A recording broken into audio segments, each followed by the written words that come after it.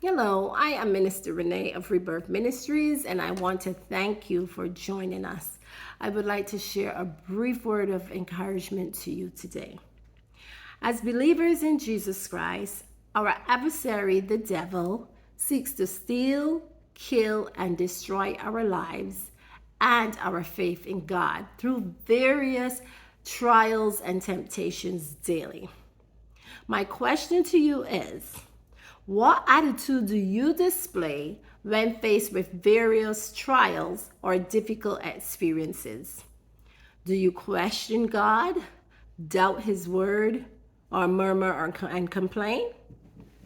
In James chapter 1, verses 2 through 4, it reads, "Consider it nothing but joy, my brothers and sisters, when you fall into various trials.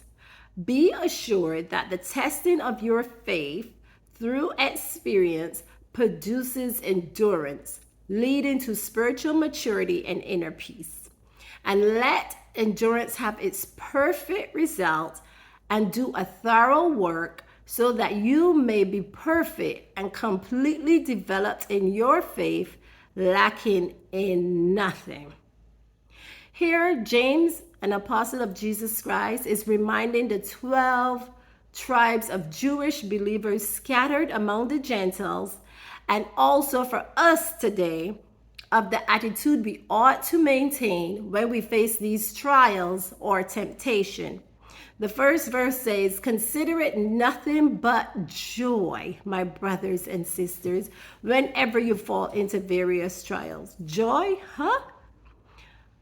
The biblical definition of the word joy reads a positive attitude or pleasant emotion, calm delight. Temptation is the difficulty or pressure in our lives that leads to sin. We can have joy no matter what the trial is or how long it lasts when our trust is in God and our eyes are kept on Him through His promised word. We may often wonder or ask, again, or why, Lord, when the trial comes. Further part of the scripture says, "Be assured that the testing of your faith through experience produces endurance, leading to spiritual maturity and inner peace."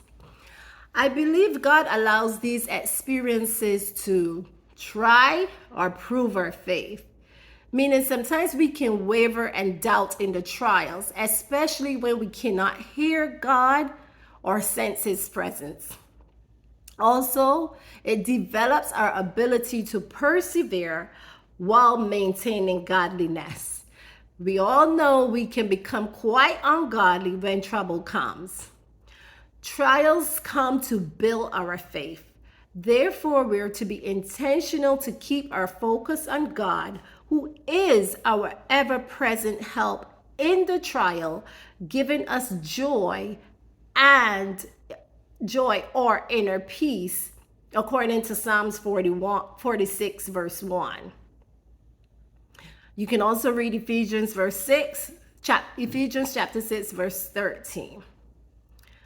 Later in the passage, it says, "And let endurance have its perfect result, and do a thorough work, so that you may be perfect and completely developed in your faith, lacking in nothing."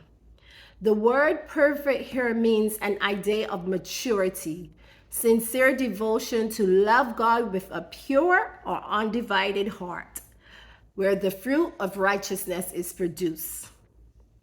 Therefore, the thorough work mentioned here is the ability to endure. The ability to endure is developed. Our faith is strengthened and we grow spiritually. Out of our trials comes testimony as daily we stand on God's promised word. Our trials become destiny builders. They often reveal or lead us into God's purpose for us, such as starting ministries, writing inspirational books, entrepreneurship, etc. We are assured victory when we face these experiences because according to Romans 8, verses 35 through 37, we are more than conquerors. We are empowered and motivated to move from a place of repeated stagnation. We must no longer remain there, and God says it's time to move according to Deuteronomy 2, verses 2 through 3. Trials are no indication that God is displeased with us, but rather God recognizes our faith and confidence and commitment to Him. And you can read Job chapter 1 and 2 for confirmation. God is with us and comforts us in our trials according to 2 Corinthians chapter 1, verses 3 to 5. Therefore, we can maintain an attitude of joy through these experiences, which produces endurance, which is spiritual maturity. I pray that you've been blessed. If you would like to reach out to us, you can reach us at rebirthdrrc@yahoo.com. God bless you and thank you.